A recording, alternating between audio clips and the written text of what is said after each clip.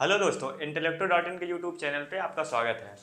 जैसा कि हम लोगों ने पिछली वीडियो में मौर्य काल से बनने वाले सभी इंपॉर्टेंट क्वेश्चनों को देख लिया था और जो आज हम वीडियो लेकर आए हैं उसमें मौर्योत्तर काल से बनने वाले क्वेश्चनों को देखेंगे। मौर्योत्तर काल क्या होता है? मौर्य काल के बाद का समय, ठीक है, जिसमें कि मौर्य काल में क्या था कि चंद्रगुप्त मौर्य ने अखंड भारत का निर्माण करा था आचार्य चाणक्य के सहायता से, और उसके बाद उसके पुत्र बिंदुसार, ठीक है, उसके बाद सम्राट अशोक, इन सब लोगों ने अखंड भारत को बनाए रखा है। लेकिन जय फिर इनका जो अंतिम शासक था इनके वंश का, वृहद्रथ, उसकी हत्या हो गई, ठीक है। उसकी हत्या किसने कर दी थी? तो उसकी हत्या कर दी थी पुष्पमित्र ने, ठीक है। पुष्पमित्र ने जब उसकी हत्या कर दी तो उसके बाद फिर क्या हुआ कि अखंड भारत धीरे धीरे कर करके बिखरने लगा, यानी छोटे छोटे प्रांतों में जैसे पहले था वैसे फिर से अलग हो गए। जो चंद्रगुप्त मौर्य ने एकीकरण किया था वह पुनः टूट गया। तो उसमें जो आगे क्वेश्चन बनेंगे मौर्योत्तर काल से वही हम आज देखेंगे। तो आप लोग क्लास में जुड़िएगा और आज का क्लास हम शुरू करते हैं, ठीक है। तो ये आज का रहा पहला क्वेश्चन। पतंजलि किसके राज्य पुरोहित थे? तो पतंजलि जो थे वो किसके राज्य पुरोहित थे? तो ये थे भैया पुष्यमित्र शुंग के, ठीक है।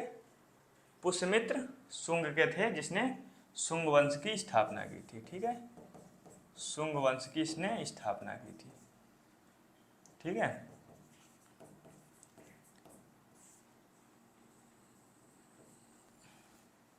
ठीक है। पतंजलि जो थे इन्होंने महाभाष्य की रचना की। और अगर बात करें पतंजलि की तो पुष्यमित्र शुंग ने 2 अश्वमेध यज्ञ करवाए थे। तो जो अश्वमेध यज्ञ पुष्यमित्र ने करवाए थे उसमें कौन थे पुरोहित? तो ये पतंजलि है थे, ठीक है। पुष्यमित्र शुंग में वैसे तो कई सारे थे, मतलब इनके दरबार में, लेकिन इन्होंने जो अश्वमेध यज्ञ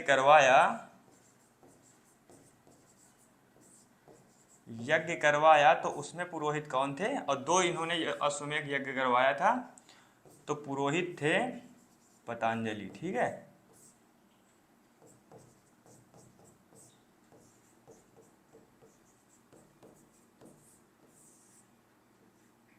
ओके, चलो अगला क्वेश्चन देख लेते हैं। ये रहा नेक्स्ट क्वेश्चन। नेक्स्ट क्वेश्चन क्या है? किससे पता चलता है कि शुंग वंश का संस्थापक पुष्यमित्र शुंग था? तो अगर शुंग वंश की बात करें तो वायु पुराण और मत्स्य पुराण से पता चलता है कि जो शुंग वंश की स्थापना की थी वो पुष्यमित्र शुंग ने ही की थी, ठीक है। कब की थी बात करें तो 185 ईसा पूर्व में किसने? पुष्यमित्र शुंग ने किसको मार करके? तो इसने मारा था वृहद्रथ को। वृहद्रथ को मारा था। वृहद्रथ किस वंश का राजा था? तो ये मौर्य वंश का अंतिम शासक था। मौर्य वंश का अंतिम शासक,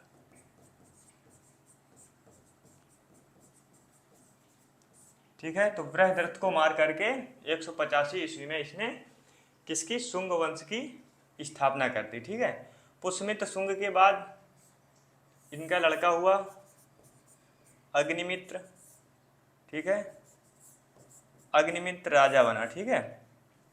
क्या नाम था इनके लड़के का? अग्निमित्र, ओके।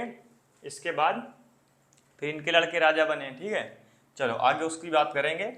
जैसा कि इसका सही आंसर क्या हो जाएगा? उपर्युक्त दोनों, ठीक है। यानी कि वायु पुराण और मत्स्य पुराण से ये पता चलता है कि शुंग वंश की स्थापना पुष्यमित्र शुंग ने की थी। कब की थी? तो 185 ईसा पूर्व में, और मौर्य वंश के अंतिम शासक वृहद्रथ को मार करके, ठीक है, उनकी हत्या करके। उनके सेनापति थे, ठीक है। पुष्यमित्र शुंग क्या थे? वृहद्रथ के सेनापति थे और उनको मार दिया और खुद जो है अपने नए वंश की स्थापना कर दी, ठीक है। चलो अब अगले क्वेश्चन की बात करते हैं। हर्ष चरित्र की रचना किसने की थी?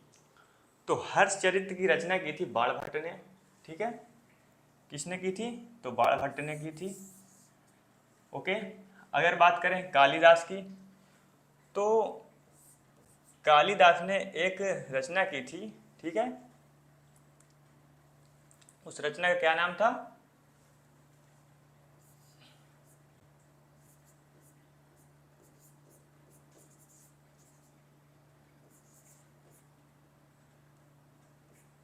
मालविकाग्निमित्रम, ठीक है।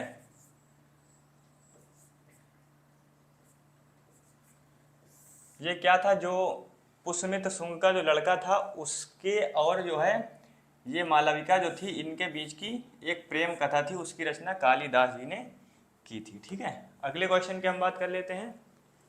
अगला क्वेश्चन क्या है, कनिष्क ने अपने सिक्कों पर किसका अंकन करवाया था? तो जो कनिष्क था, ठीक है, उसने किसका अंकन करवाया था? तो महावीर जैन का, ठीक है। अगले क्वेश्चन की बात कर लेते हैं। शुंग वंश की स्थापना पुष्यमित्र शुंग ने किसकी हत्या करके की थी? जैसा कि पिछले क्वेश्चन ने बताया ही कि पुष्यमित्र शुंग ने वृहदरथ की हत्या कर दी थी। वृहदरथ मौर्य वंश का अंतिम शासक था, ठीक है, मौर्य वंश का अंतिम शासक था, ठीक है। इनकी हत्या पुष्यमित्र शुंग ने 185 ईसा पूर्व में कर दी थी, ओके। और जो है शुंग वंश की स्थापना कर दी, ठीक है।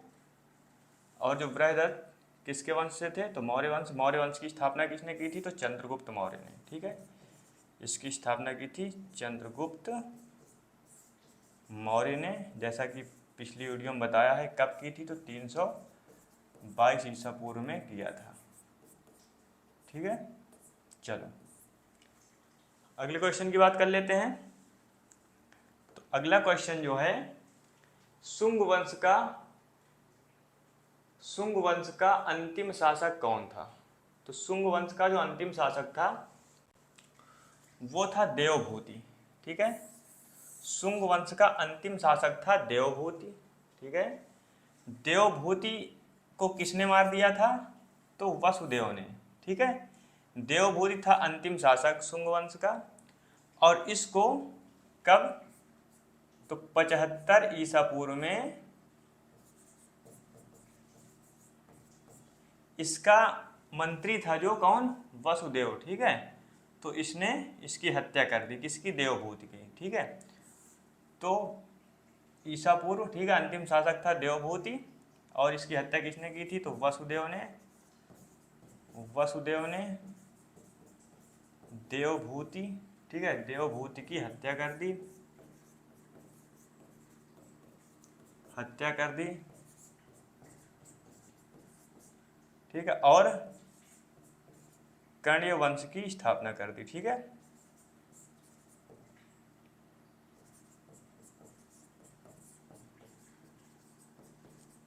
कर्ण वंश की स्थापना कर दी, ठीक है, किसने? वासुदेव ने। तो इसका सही आंसर क्या हो जाएगा? देवभूति, ठीक है, अंतिम शासक देवभूति ही था। अगले क्वेश्चन की बात कर लेते हैं। बरहुत स्तूप बनाने का श्रेय किसको दिया जाता है?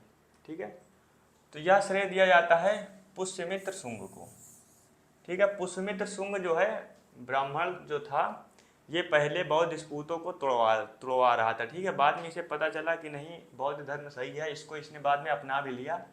फिर क्या किया कि ये जो बरहुत स्तूप है, इसे चंद्रगुप्त मौर्य अशोक ने बनवाया था, ठीक है। तो अशोक ने बनवाया था। फिर उसके बाद इसका निर्माण किसने करवाया था? पुष्यमित्र शुंग ने इसका, ठीक है। तो इसलिए इसका सही आंसर हो जाएगा पुष्यमित्र शुंग। उसकी जो रेलिंग वेलिंग ऊपर की टूट गई थी, ठीक है, तो फिर उसके बाद पुष्यमित्र शुंग ने क्या किया? उसकी मरम्मत करवाई। तो इसका सही आंसर हो जाएगा पुष्यमित्र शुंग, ठीक है। अंतिम समय में इसने क्या किया था? बौद्ध धर्म इसने भी अपना लिया था, पहले बौद्ध धर्म का यह विरोधी था, ओके। अब बात करते हैं 8वें क्वेश्चन की। किस काल में संस्कृत भाषा तथा हिंदू धर्म का पुनरुत्थान हुआ था? ठीक है, तो किस काल में हुआ था? तो यह हुआ था, पुनरुत्थान हुआ था जो यह हुआ था मौर्य काल में, ठीक है। इसका जो है पुनरुत्थान हुआ था। अगला क्वेश्चन की बात कर लेते हैं। क्या है? कण्य वंश का संस्थापक कौन था? तो अभी जैसा कि बताया कि वसुदेव जो था वो कण्य वंश का संस्थापक था, ठीक है। तो वसुदेव ने किसकी हत्या की थी? तो देवभूति की हत्या की थी। ओके, देवभूति शुंग वंश का अंतिम शासक था। ठीक है, तो बात करें तो 75 ईसा पूर्व में वसुदेव ने किसकी स्थापना की? तो कण्व वंश की। ठीक है, स्थापना की। ठीक है, किसकी हत्या करके? तो किसे मारकर? तो इसने मारा था देवभूति को। देवभूति, ठीक है, देवभूति को मारा था, जो कि शुंग वंश का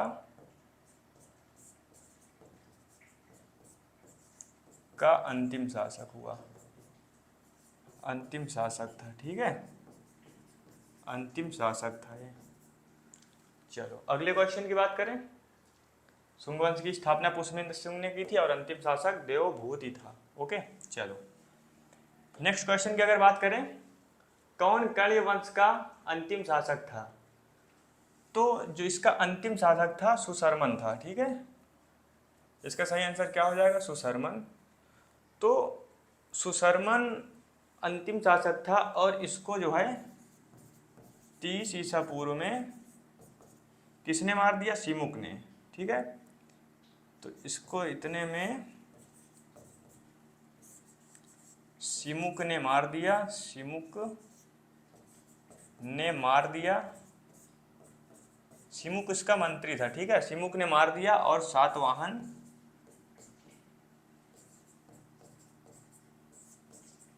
वंश की स्थापना कर दी। ठीक है, तो सिमुक ने मार दिया था 30 ईसा पूर्व में। ओके, चलो अगला क्वेश्चन है, किसको वर्ण व्यवस्था का रक्षक भी कहा जाता है? ठीक है, तो किसको कहा जाता है वर्ण व्यवस्था का रक्षक? तो गौतमी पुत्र सातकर्णी को। ठीक है, यह कुषाण वंश का राजा था। ठीक है, अगर बात करें चेदी वंश की स्थापना किसने की थी? तो चेदी वंश की स्थापना महामेघवाहन ने की थी। ठीक है, ओके, किसने की थी? महामेघवाहन ने इसकी स्थापना की थी। ठीक, अगर पूछे कि चेदी वंश का प्रतापी शासक कौन था, तो वह था खारवेल। ठीक है, चेदी वंश का देखो आ भी गया, खारवेल जो था चेदी वंश का सबसे प्रतापी शासक था। ठीक है, अगर किस धर्म का संरक्षक था या खारवेल जो था, तो यह जो है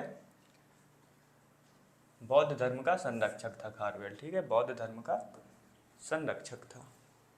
अगर हम अगले क्वेश्चन की बात करें, मिलिंद ने किस बौद्ध भिक्षु से प्रभावित होकर बौद्ध धर्म अपना लिया था? तो मिलिंद ने नागसेन जो था बौद्ध भिक्षु था, तो इसने इससे प्रभावित होकर के बौद्ध धर्म अपना लिया और साधु बन गया। ठीक है, मिलिंद और मिनांडर दोनों लोग जो थे बाहर के आक्रमणकारी थे और यहाँ के कुछ क्षेत्रों को जीत लिया था। ठीक है, लेकिन बाद में बौद्धों से प्रभावित होकर इन्होंने बौद्ध धर्म अपना लिया। ठीक है, और ये संत बन गए। आगे बात करें, किसके सिक्कों पर धर्म चक्र का अंकन मिलता है? तो वही मिलिंद के साथ एक मिनांडर भी था शासक बाहर का, तो मिनांडर के जो सिक्के थे, ठीक है, स्वर्ण के, उसमें धर्म चक्र का अंकन मिलता है। ठीक है, और एक तरफ गौतम बुद्ध की प्रतिमा भी मिलती है इनके सिक्कों में। ठीक, अगर बात करें नेक्स्ट क्वेश्चन की, तो किसके द्वारा भारत में ज्योतिष कला का विकास किया गया था? तो यूनानियों के द्वारा ही भारत में ज्योतिष कला का विकास किया गया था। ठीक है, यूनानियों से ही प्रभावित होकर यहाँ पे ज्योतिष कला का विकास हुआ। बात करें कनिष्क के राज्यारोहण की, तो कनिष्क का राज्यारोहण हुआ था 78 ईस्वी में। ठीक है, 78 ईस्वी में कनिष्क का राज्यारोहण हुआ था। अगर बात करें कनिष्क किस वंश से ताल्लुक रखता है, तो यह कुषाण वंश से ताल्लुक रखता है। कुषाण वंश का राजा था कनिष्क। ठीक है। कनिष्क को द्वितीय अशोक भी कहते हैं, द्वितीय अशोक भी कहते हैं।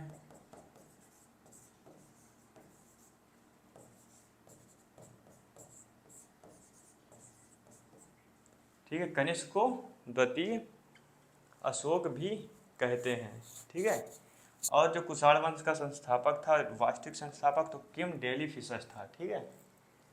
आगे बात करें, निम्नलिखित में से कनिष्क को क्या कहा जाता था। देखो, जैसा कि अभी बताया कि कनिष्क को द्वितीय अशोक भी कहा जाता था। ठीक है। कनिष्क को क्या कहा जाता था, तो कनिष्क को द्वितीय अशोक भी कहा जाता था। अब अगले क्वेश्चन की बात करें, किसके समय में मथुरा कला एवं गांधार कला का जन्म हुआ था। ठीक है। तो किसके समय में हुआ था, तो यह हुआ था कनिष्क के समय में। ठीक है। कनिष्क के समय में ही मथुरा एवं गांधार कला का जो है विकास हुआ था। अगले क्वेश्चन की हम लोग बात कर लेते हैं। तो अगला क्वेश्चन है, निम्नलिखित में से कौन कनिष्क के दरबार में रहता था। तो जैसा कि पतंजलि थे जो, ठीक है, वो थे पुष्यमित्र शुंग के दरबार में, वैसे ही कुछ जो थे कवि विद्वान वो इनके भी दरबार में रहते थे। जैसे वासुमित्र थे जो कनिष्क के दरबार में रहते थे, नागार्जुन थे, चरक थे। ठीक है। चरक की चरक संहिता थी जो आयुर्वेद से रिलेटेड है। ठीक है। जो चरक संहिता है, संहिता किससे रिलेटेड है, आयुर्वेद से, तो वो चरक की ही रचना। ठीक है। तो यानी इसका सही आंसर हो जाएगा उपर्युक्त सभी। तो उपर्युक्त ये जो थे विद्वान अपने अपने क्षेत्र के, तो ये किसके दरबार में रहते थे, तो ये कनिष्क के दरबार में रहते थे। ठीक है। तो मौर्योत्तर काल से जितने भी इंपॉर्टेंट क्वेश्चन बनने वाले थे वो आज की वीडियो हम लोगों ने करा दिया है। और जो नेक्स्ट वीडियो हम लोग जल्दी लेकर के आएंगे उसमें हम आगे की चीज़ें ऐड करेंगे। तब तक अपनी तैयारी को मजबूत बनाए रखिएगा। धन्यवाद।